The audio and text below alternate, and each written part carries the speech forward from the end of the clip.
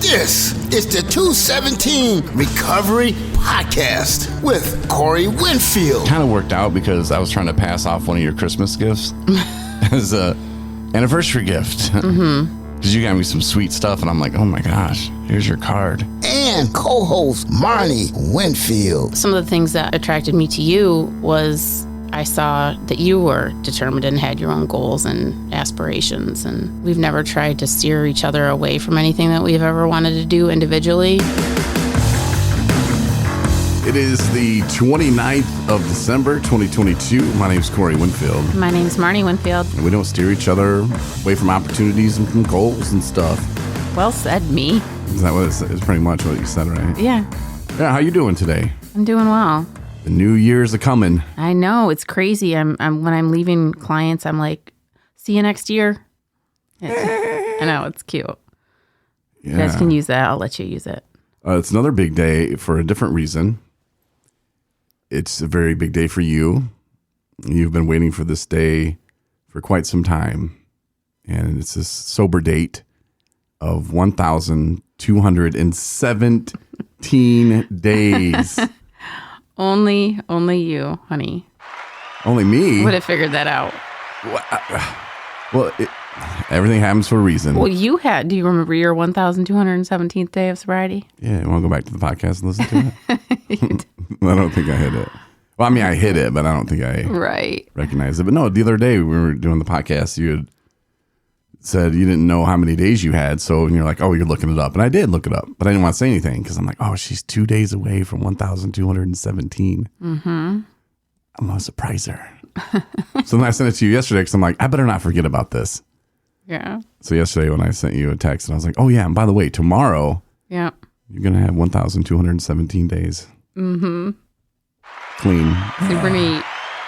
So send your congratulatory monetary donation gifts to 217 Recovery, and we'll make sure Marty gets them. And there's a link you can donate on our app and on the website, 217recovery.com. Make sure Marty gets it and puts it to good use. He's kidding. Kind of, I'm kidding. It will be put to good use, and if you want to donate, feel free. I mean, you can write it off on your taxes. Any donations to the company are great because they do go to good use, getting people to treatment. Yeah. But yeah, so there you go. But yeah, so are we gonna? Yeah, we'll talk to people before next year, so we can't really say that when we end the podcast. Yeah, but it's fun to let people know they should use that cute little tidbit. Yeah, we'll do a look back. You'd be surprised, like people they pause about it, they look at you like, huh? And then it takes a second, they're like, oh yeah. And then then you'll get a response. It's really cute. Yeah. See you next year. So I had a visitor today in my office who, occasionally clients will just come for no reason and or if they're there for another reason at the office, will come and, say hi or whatever. Oh, it's not creepy. It's cool. Okay. And anyway, so he pops his head in and he's like, I have a date with your husband tomorrow. I was Whoa. like, oh, yeah. Yeah? That's cool. So, yeah. So you're going to a meeting tomorrow? Yeah. I ran into a gentleman. He wanted some shirts, and I took him some shirts. His name's Luke. See if he listens to the podcast. I told him, I was like, yeah. You can call him out on that. It's like, let's set up a meeting, man. He's like, how many meetings a week you go to? And I was like, none really. I mean, I hit a meeting when I need them. But, in early recovery, I feel it's very important that you go to meetings a lot. Yeah. Get that stuff off your chest to retrain your brain that when you feel bad, when you feel a certain way, a meeting is taking that place of that alcohol, or that drug that you used before. Yeah. And eventually it does. And you get into an argument or I feel some kind of way. You're like, I need to go to a meeting. Nah, I need to go to the liquor store. I need to call Bob up. Yeah. Yeah. So it's very important. And I was like, yeah, let's hit a meeting, man. That's awesome. I was like, Friday, there's the East Side meeting in Traverse City. I was like, not a lot of guys from the houses that you live in go there. But it's an older crowd. And I like it. It's one of the best meetings that I've been to in in Traverse City area, just because it's like there's a lot of recovery in that room, a lot of sober years, and nobody's like telling you, well, you got to do it this way, you're going to fail. Right. Nobody has ever said that there. And I've been to meetings where people say that, you know, you better do it this way. It's the AA way or no way. Okay. You know, like nobody's like beating that over your head. They're just happy that you're there. And, you know, it's a meeting. So that's good. Yeah. Yeah. I like outside, like meetings that are out of town. Cold. Oh, outside of town. Outside of town meetings. Which we have not been able to, when we've been out of town, it's been like a total buzzkill, no pun, because we always go to meetings when we go like down to your hometown, you know, to run into the people that you know from, you know, long ago. And with the weather, man, we've not been able to get to anything because the roads are bad and chances of them even have been going on were slim to none. I know we were gonna go. Maybe go to a meeting. I think it was on a Wednesday, or maybe it was on a Thursday. I don't remember, when we were down in Coloma, and I was really hoping to see a guy named Joe C. And I started thinking, I'm like, I don't think he goes to that meeting. But then the blizzard was going on, and it was like, you know, we drove down here early to beat the blizzard. It would suck that now we go out to go to a meeting that we weren't like, oh my God, I got to get to a meeting right now. It's more just, hey, just to show our face and see, you know, some friendly faces, some old friends. And it's like, that would suck if we go into a ditch and have to get towed out, or heaven forbid we have to eat each other because we're stuck there for so long, you know, because I didn't bring the right equipment or food with us. Well, and plus our family that we were visiting was really super like edgy about, you know, safety and they getting to and from. And it's like the last thing we needed to be like, we're just going to pop out on another excursion, even though we're supposed to get a foot of snow here. And there's whiteouts and people are going off the road all over the place. Doesn't affect us, you know, like our old ways. Yeah. Oh, all that stuff about drinking. Oh, that's for other people. Yeah. No. Oh, that snow on the road. Oh, no. That blizzard. That's for other people. We'll be just fine. Thanks. Yeah. But my dad, he just moved back from Arizona, from Phoenix, where they had lived for like 30 years. And I told him, I was like, it's not that bad, Dad, in Michigan anymore. Like the last 3 years, we've had a white Christmas. I mean, it snowed maybe twice, like 2 good snows. And the only thing that sucks is it didn't really get warm until like May or into May. And we didn't have a spring. It was like 40 degrees. Hey, now it's 92. Yeah. Like we just haven't had spring. So I was like telling him that. I'm like, winter's not going to be that bad, Dad. Winter's nothing. Yeah. And then blizzard. And he's like, thanks for son. Like that. Tell me those lies. I was like, no, for real. All this is supposed to melt, they say.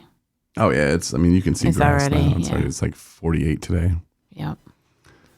Bye, snow. See you in a couple weeks. Michigan. No, but yeah, so they were worried about it. And I was like, yeah, that would suck. You know, like I said, we left early on purpose, you know, to beat the weather. And then we're going to go get stuck in, you know, so yeah, we decided against it. And then there was another one in South Haven, which I'd never been to. And I wasn't even sure it would be going on, you know, with the holiday and the blizzard. And so we thought against that as well, which was wise, I think. Yeah, for sure. But it's so the one thing that I just kept thinking when we were down there, and I think we kind of vocalized it a couple times, like in conversation, is the fact that all of this is made possible because of sobriety. You know, like that trip would not have happened if you wouldn't have gotten clean and sober. Well, and you wouldn't have met me if you hadn't gotten clean and sober, right? And vice versa. So it's like there's all of these like universal things that happened in sequence that ended up that we were like able to enjoy that moment, snow and all. And it was like, thank you, recovery. That's why I owe it all to recovery. And that's why I am really big on, and I know there's like 4 or 5 or 10 kind of like quotes or whatever, or sayings that I'm like stick with me. But it's like, I have to put my recovery first. So all the things that I love don't have to come last. Straight up. Like, if I don't put that first and foremost, everything else will fall apart. Yeah. My relationships, my job, you know. If you didn't meet me, you'd be missing out on a lot. Man. For real. Right. Oh, I know that. I'm not laughing. Not laughing? I am. Just kidding. I just wanted to play Tyrone's drop. It's great. I was talking with Randy. I went with our friend Randy Burgess today. And just about how everything happens for a reason. And if you go back and look at how things happened and you think it was all coincidences, you're crazy. And that's why I told him, I was like, God's got me, man. Like when I was trying to do it my way, and we'll go move forward with something, and I'll be charging ahead, and it's like, oh, this is how we're doing it. And then hit a wall. And it's like, why? And then I realize months later, weeks later, years later, sometimes that I didn't want to go through that wall anyway. God saved me. Like I thought I wanted to go through that wall, but no, I didn't. Mm-hmm. That's why the wall was there. You know, He put it there to kind of curve me and go around the other way. This is the way it really works, you know. And I was kind of giving some examples of that, you know, to him, and just like, man, like take it back to when my grandma, you know, called me at the radio station and was like, you know, God was talking to me, and He said that everything that you're learning in Fort Smith, you're going to use for God one day. And I was like, what? Grandma, I'm not going to work at a Christian radio station. Like the computers will burn up. Their CD players will melt if they put my demo in. Like it's not going to work. And that was just me thinking like, oh, that's what it must mean. Not knowing that, oh no, I'm going to learn promotions. I'm going to learn website stuff, you know, and obviously being on the radio, I already kind of knew that, but being in management, all that stuff is what I'm using today. Mm-hmm. So what I once thought my grandma was crazy, I now realize that she was probably hearing from God, you know, like, right. I mean, it's just too nuts. And then my aunt, you know, I talked about that not too long ago, how I could have just said no when she called me to ask for a ride, you know, and I thought, yeah, I will. But if I would have said no, I wouldn't have thought to give people rides to treatment. Mm-hmm. It's crazy how that works, and just one thing to another. And even, you know, when I was driving people to their medical appointments back in the day, and I'd be like, just, oh, my day sucks. And, oh man, I used to make $60,000 a year and had a house and a car. And, oh, now I'm getting $8 an hour cash to drive people to their medical appointments, which was very humbling. You know, and I'm taking people to get their leg amputated, and I'm like, maybe my day is not going so bad. Mm-hmm. And it's kind of like the public speaking that I do now. You know, I do it for free, but I'm actually getting probably more than money. Yeah. You know, the experience that I'm getting is worth more than money. Yeah. And it can turn into something financial one day, sure.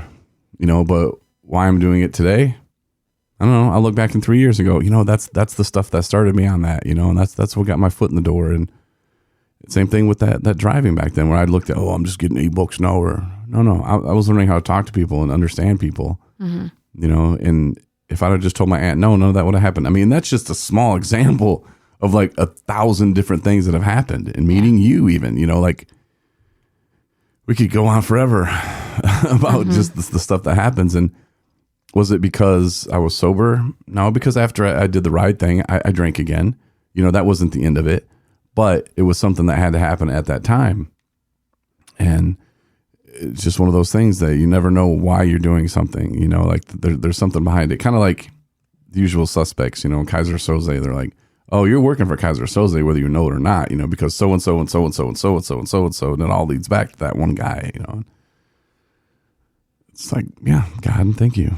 Mm-hmm. But another thing too, I remember is that, you know, we were acquaintances when you were a tech and when I was in Bear River, and I was there for my residential. Where? Oh, that nasty Chinese restaurant. Sorry. I don't recommend that for anybody. Okay. You know, only Chinese nasty foods. Anyway, so, and my discharge, I put myself on, I did extensions because I really needed to get extensions it right. Isn't hair extensions. This is this isn't an extension of your stay in the treatment program, because I hadn't met with my therapist very many times, and I needed to kind of like get a handle on what I needed to work on, and, you know, how far I'd come, and I needed to know I had made some progress, and like cracking open the, you know, chaos of my life and the trauma that I had been through.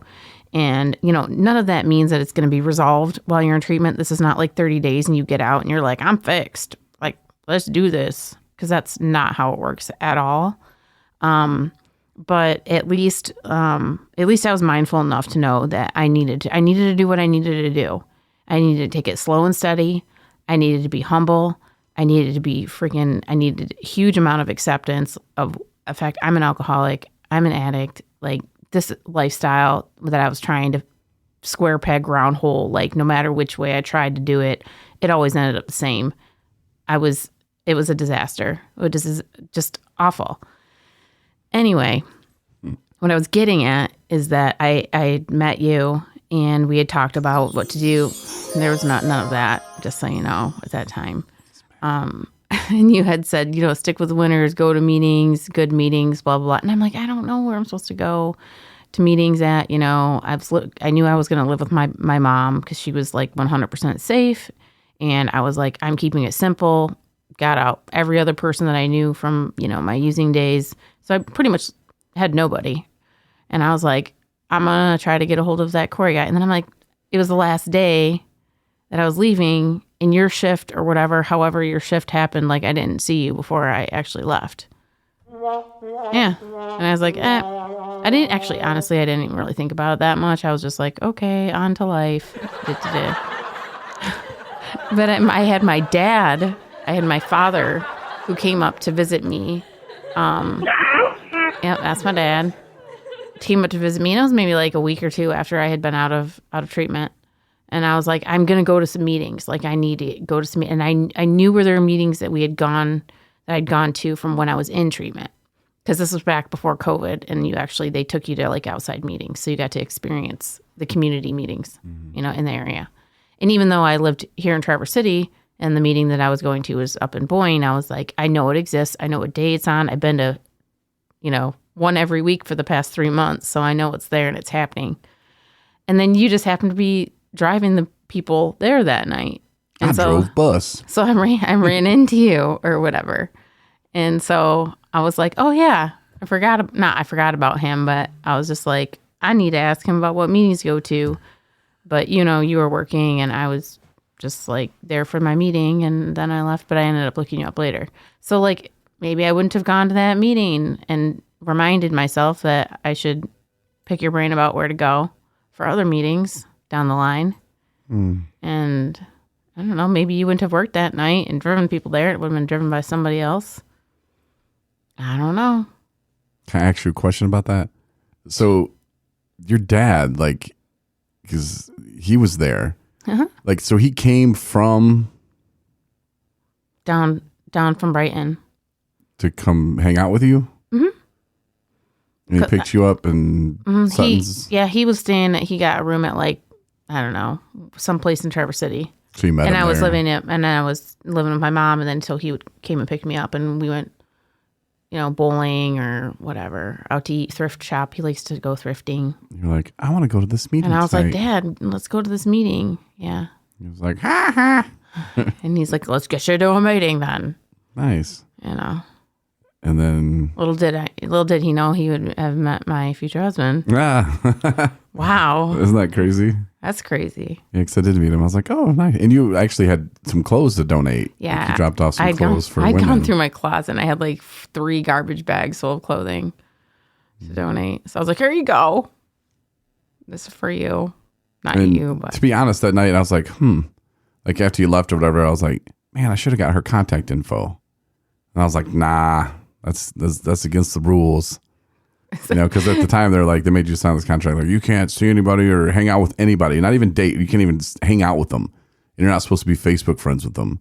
And they say for like 5 years. And I'm like, well, first of all, I'm a tech. I'm not somebody's therapist. I'm not anything like that. And if these people are in early recovery, so am I. I think I'd just gotten my year. Or no, that was before I even had my year. So I'm like, I'm not going to treat these people like, these people are my peers. I was in the same situation like 6 months ago, like I'm not better than them, like I'll friend them on Facebook. I don't care.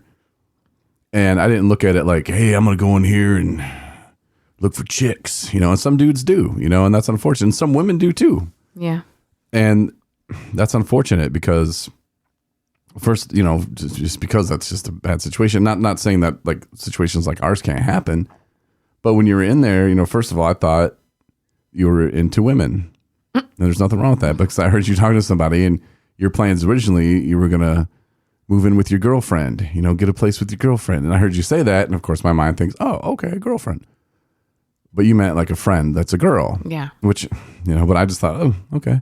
But again, like I wasn't in there like, these chicks are hot. Which one am I going to pick up on? I wasn't in there doing that. But I would be nice to people. I'd be friendly, and I would talk to people like they were like human beings, and I just I still talk to people like, well, some people I don't. It's my patience I'm working on it though. Mm-hmm. I'm working on it. I'm working on my patience with people, but no. And, seeing you that night, I just thought, man, like I should have gotten that. I was like, nah. And then a couple weeks later, yeah, you hit me up on Facebook and I was like, okay. And you're like, I like your pictures. I was like, what's your boyfriend think about that? You're like, I don't have a boyfriend. I'm like, that's not what your Facebook says. And I thought, what is this woman trying to do?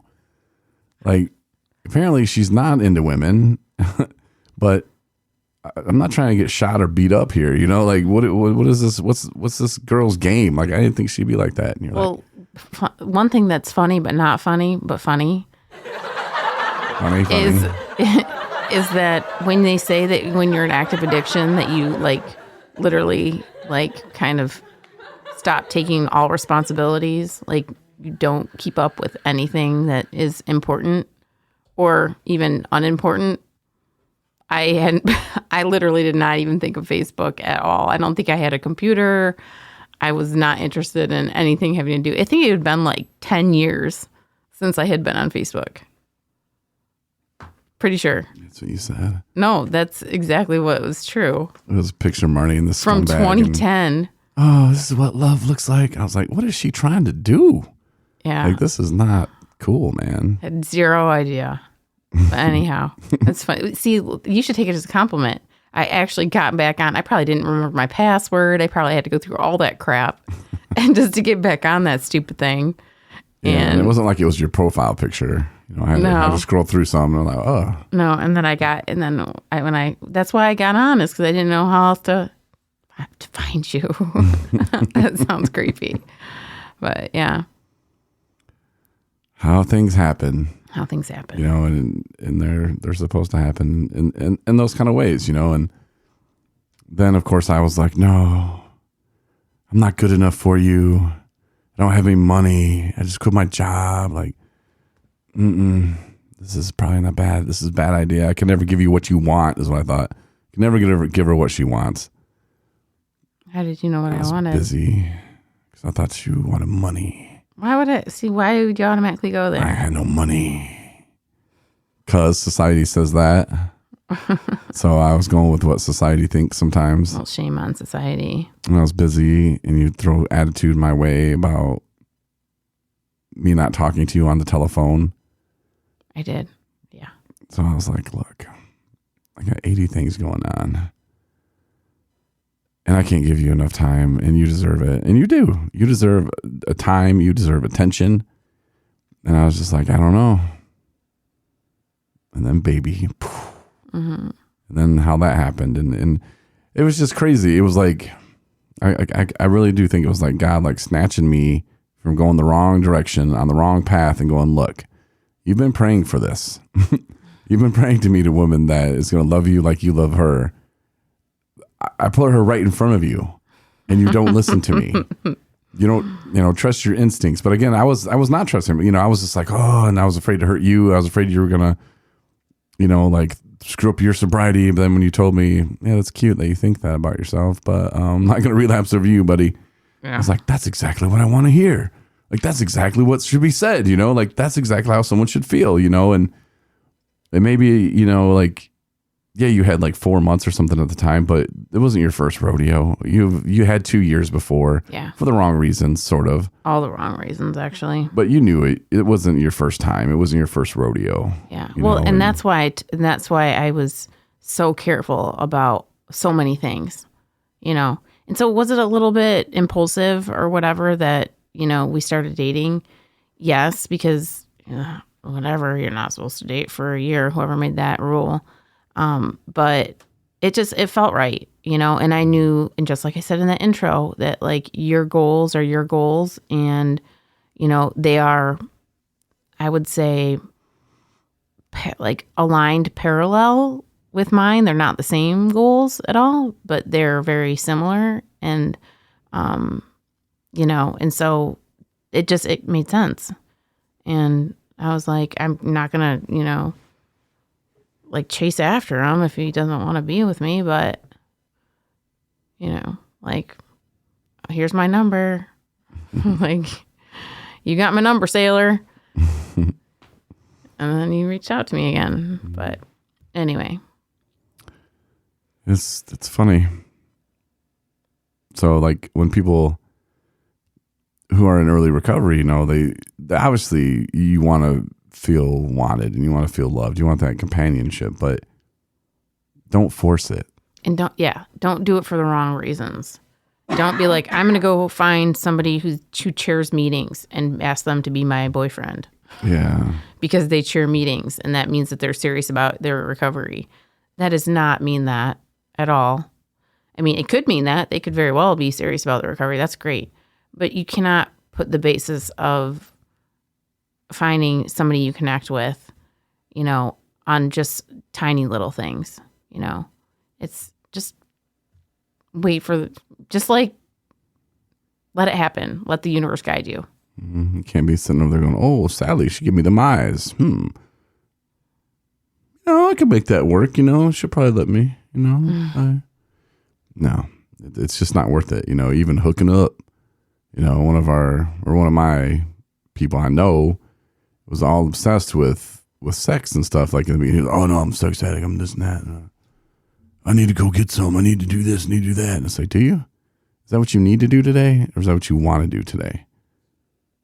How about you hit a meeting? Oh yeah, but yeah. And I tried to trick him in a couple meetings. I was like, oh, go to this meeting. There's some hot chicks there. There was none. Mm-hmm.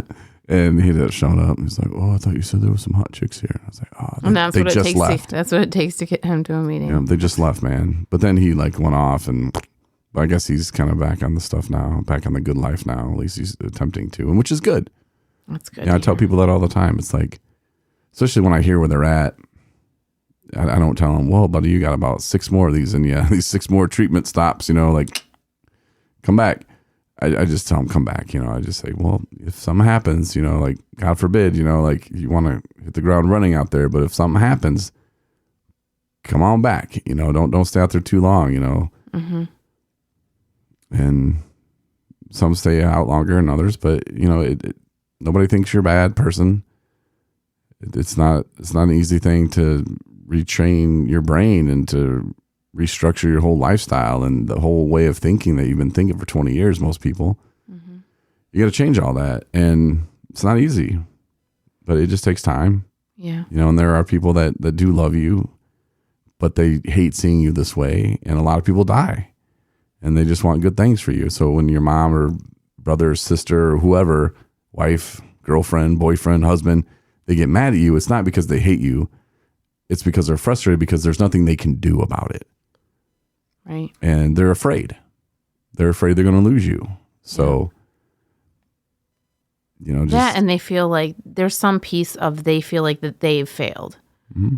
I don't care who says that that's not true. There's a piece of that. It's a psychological phenomenon. It's a thing, right? And whether if you can break it down and then lay it all out for people and, make sense of it. And then there's an acceptance piece. Like, yeah, I know that now. Or you can talk them into the fact like, this is what it is. Like, this is their choices that got them there, not anything having to do with you.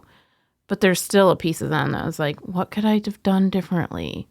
Or I should have said he needed to go to summer camp, opposed to getting a paper route. I don't know. They'll come up with all kinds of weird crap that's trying to play back everything of what they could have done to make sure that didn't happen. Don't do that to yourself. It's not going to fix anything. But if you really love me, you wouldn't be doing drugs and drinking anymore. Right. If I wouldn't have worked such long hours and been around the house more, then she wouldn't, have started drinking like she does. So, no, you can't take blame. It's not fair. Just be aware. And don't give up on people. And if something happens, if you're listening right now, you're like, man, I got 6 months. I got a year. Man, that's cool. that is cool.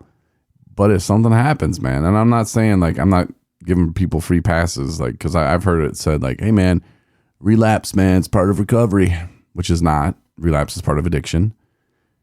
It's like, and I've heard people say that, and I'm like, man, it's like I'm getting a free pass, you know. And looking back in my days, did that make me feel like, yeah, I can relapse because I'm expected to, you know. I think if you phrase it, hey man, relapse part of recovery, I think that gives you a free pass, like you would think. And it doesn't take much for us to want to go right back to it, because our brain's like, you want to do it, man. Right. Hey, it's fun, remember? You want to go do it, don't you? Let's do it. No one will know. Just drink this one. Just get to this. You'll be fine. No one's going to know. You're a grown man, bro. You can do this. And reality is, no, you can't. But it's right. Just a thing. Beware, because it's going to do that to you. It will. Yep. And you just have to say no. Relapse is a part of addiction. Yeah. It's not a part of recovery.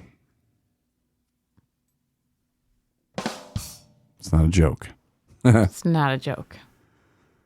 I wanted to hit a gavel, but I don't have one. Probably won't have one either. But anyway, that's what we have today. And coming up on our next podcast, it will be the 31st. So maybe we'll have some kind of New Year's special look back, countdown, top something, bottom somethings. Okay. Sounds good. I don't think we have any plans for New Year's. No. Mm-hmm. Michigan plays 31st, 4 p.m. What did we do last New Year's? Nothing. I'm not sure. Huh. Maybe just did adult stuff with No. hung out. No, I think we chilled. watched the ball drop. I can't remember. Yeah, is that how we're wording it now? Get your mind out of the gutter. For real. It's hard when you don't see the gutter and you're just in it, man. You're just in the gutter, man.